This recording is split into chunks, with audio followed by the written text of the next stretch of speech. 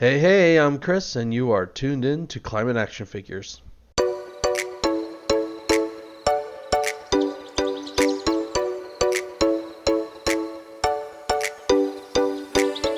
Hello and welcome to episode 20 of season 3. Thanks for taking the time to join us, as always. My name is John Whidden, and this week on the show, you get to meet Chris.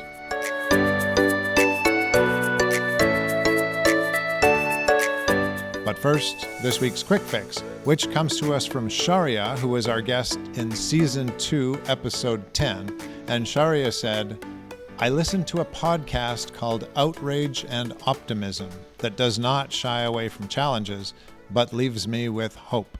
So thank you to Shaurya for that, and we welcome you to check that podcast out, and welcome Chris. Thank you, John. I'm happy to be here. What do you think about that quick fix? Honestly, I think that's a great quick fix because when it comes to climate change, a lot of people do care about it. We're not as alone as we think we are. We're just shy. We're just think that we are alone. And the more we talk about these issues, the more we are vocal about it, the more comfortable it is to have these conversations. And the more people realize that they are not alone, they are surrounded by good company. Now, Chris, I am very familiar with the organization you work with, Canadian Parks and Wilderness Society, because I've done some program development and delivery for CPAWS, as we call it. Even the toque is on brand this morning. What is it about this organization that draws you? To go back to the earlier comment, how vocal CPAWS is on conservation advocacy. They are constantly in the front line trying to get these issues out to the public so people are aware. But what I really like is how they want to include the public into conservation action, into climate action, because not one voice is going to save these issues. It's all of our voices combined.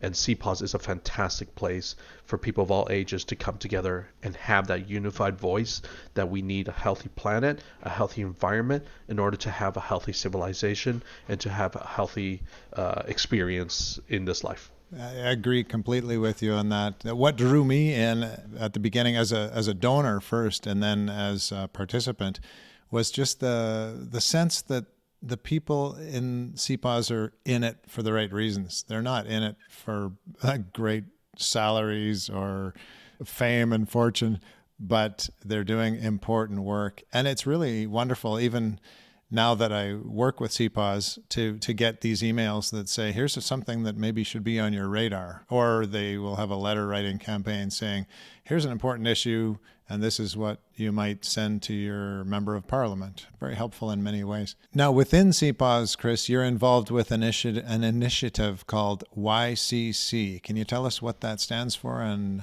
a little bit about it? Absolutely.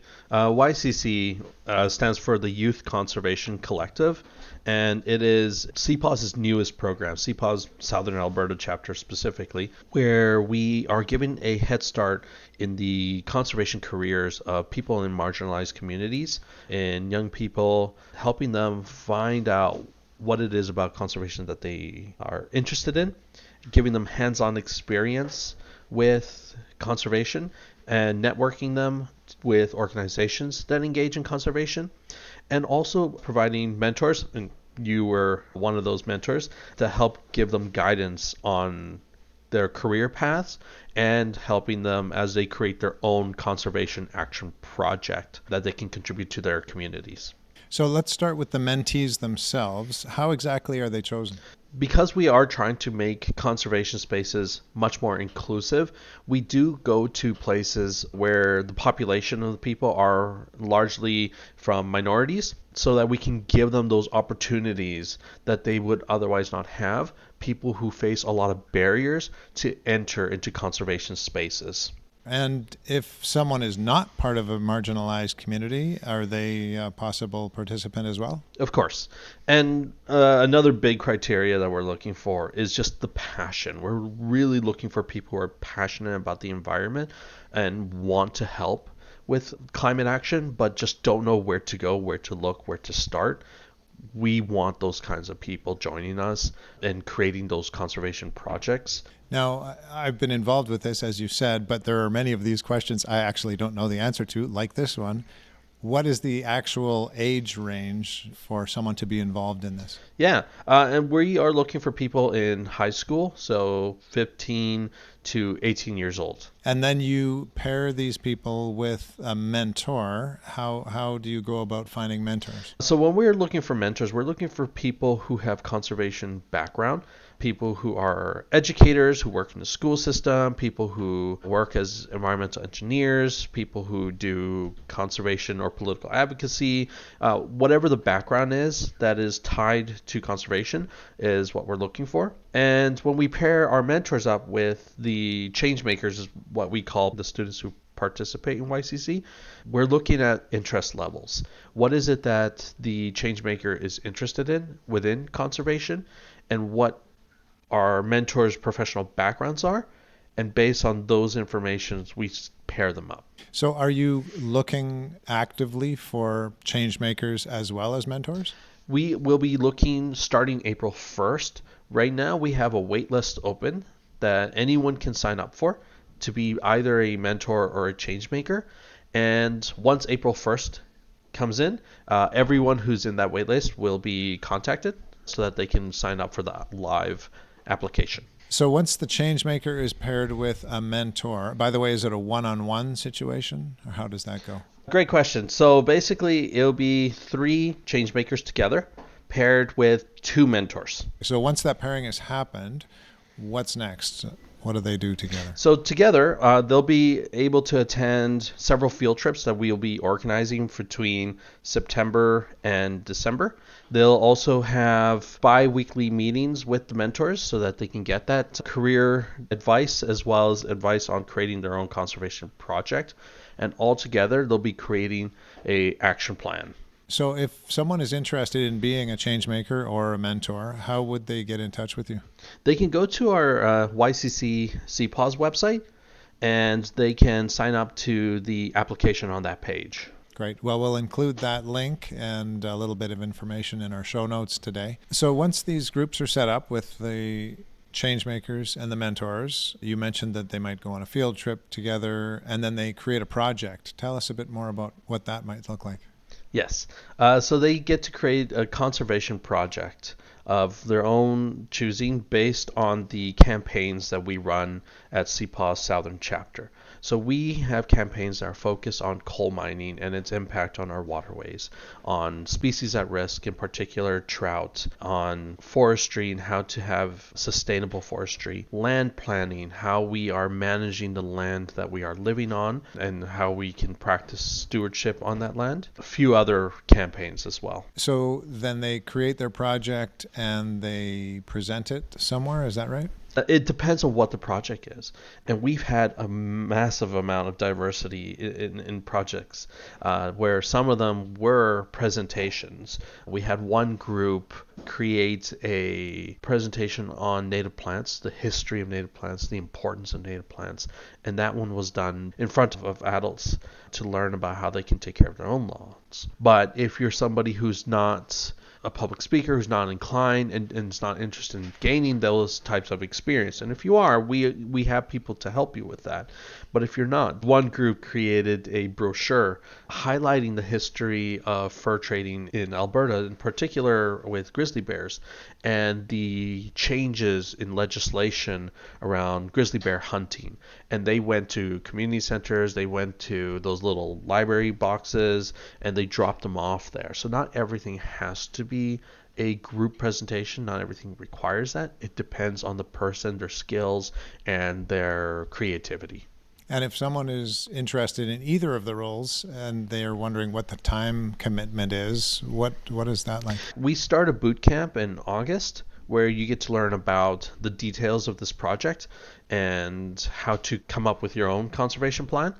And then the project is open from September all the way till mid-December. What kind of a time commitment would they expect on a weekly basis? Yeah, thank you for the question. It's a fantastic question. With our field trips, we have them bi-weekly, 2 field trips a month. Those are always on Saturdays, and we have bi-weekly meetings with the mentors, and those are about an hour long. So probably around, on average, because it varies from week to week, I'd say 2 to 3 hours. But also, John, I do want to pass it on to you as somebody who is a mentor for the program. How much time did you dedicate to the YCC project? Flip it back on me. I see. I would say on average from the end of August till December, it was probably an hour to two a week. It got a little busier at the end when we were doing a meeting to hear some of the presentations and wrap things up. But generally, it was not onerous. And I should mention too, if someone can't make it to a Saturday field trip, then that doesn't preclude you from being part of this whole thing. Yeah, that's the correct note to add, that you don't have to attend all the field trips. There is a minimum requirement of how many field trips you need to attend. Now, this was the first year, this past year, that the program took place. Were there any big surprises for you at the end when you were thinking about successes and challenges? Yeah, there were, and they were all happy surprises. I loved them.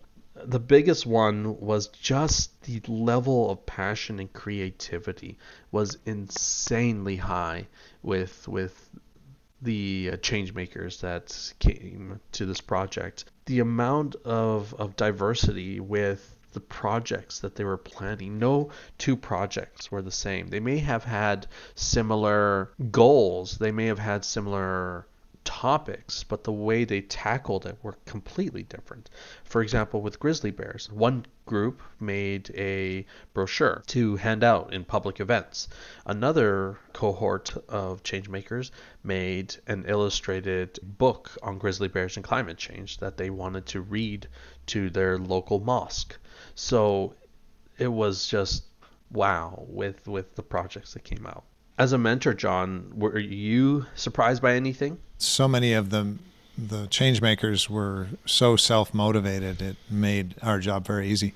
But a kind of a surprise for me was connecting with the other mentors. As much as I loved working with the change makers, riding the bus to a field trip with these really amazing people, it was just great. I didn't go into it to network, but it just happened because there were so many interesting people that I wanted to talk further with, and so the bus trips were never boring. Let's just say that. And that's what I love the most about this project. And actually, that's the main reason why I became the program coordinator here, was because my professional experience and background is in conservation advocacy.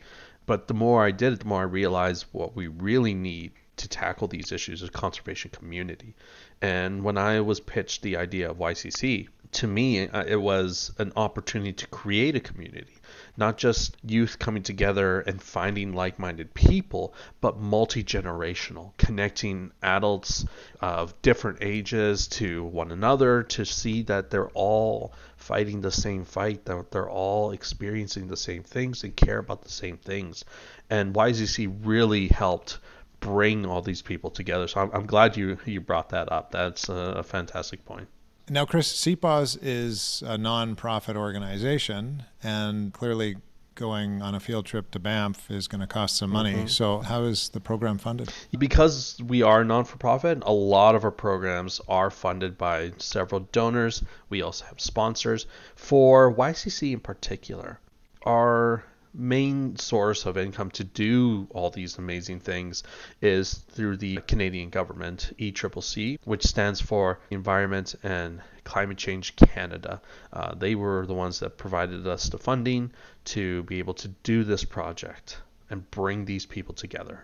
Well, that's great to hear that our government is taking on some programs like that to help youth grow and become connected into important things in their lives. Now let's move along. You mentioned something about your past, and we haven't talked much about you, Chris. What have been your big inspirations in your life in terms of environmentalism? It starts with finding somebody that's passionate about it. For me, it was, like many other people, Steve Irwin. He's the one that connected the environment to me. Growing up, I didn't have a lot of opportunities to actually go out to nature, which means that everything had to be through books, through documentaries, which is why Steve Irwin was so important to me. But when I had that chance to actually go out in nature, they just really cemented that inspiration and kept it going. Some of our audience will not know who Steve Irwin is, so do you want to just give us a bit of a background there? He's the crocodile hunter. Steve Irwin was a conservationist who would go out and advocate for animals. Didn't matter how scaly they were, didn't matter how slimy they were. To him, they were all beautiful. Crikey. And has that led to a lifelong desire to wrangle an alligator or crocodile? It's given me a great respect for those reptiles. Now, before we let you go, Chris, we need to ask you what you've chosen for your climate action today. All right.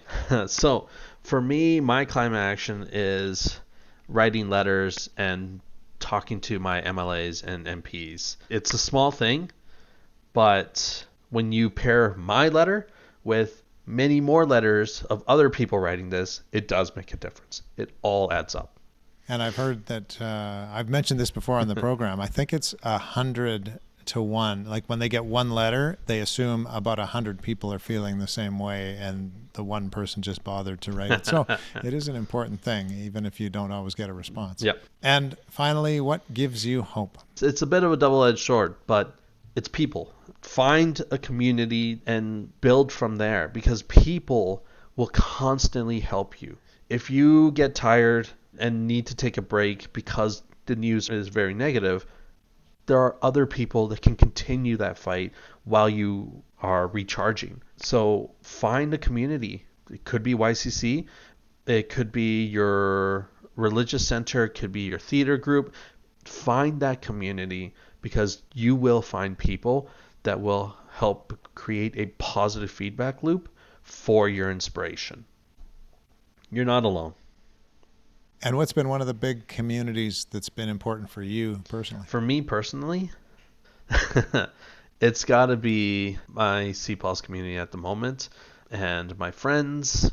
But number one would be YCC. I'm just so excited to build this again, year 2, and to meet the new people and the returning people, to create projects that are going to inspire people and it's going to make a difference.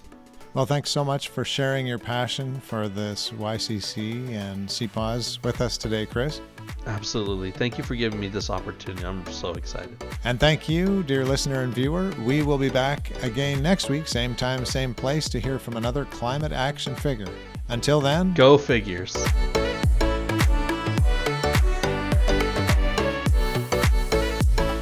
This has been Climate Action Figures. Our show is produced and hosted by John Whidden. Our creative consultant is Kayla McIntosh. Our theme song is Hawaii Vacation by Tovari. You can find us on Instagram, Facebook, and YouTube at Climate Action Figures. That's all one word. And if you have any other questions or comments that arose from this or any episode, feel free to reach out to us at climateactionfigures@gmail.com. And thank you for listening. We'll be back next week with another Climate Action Figure.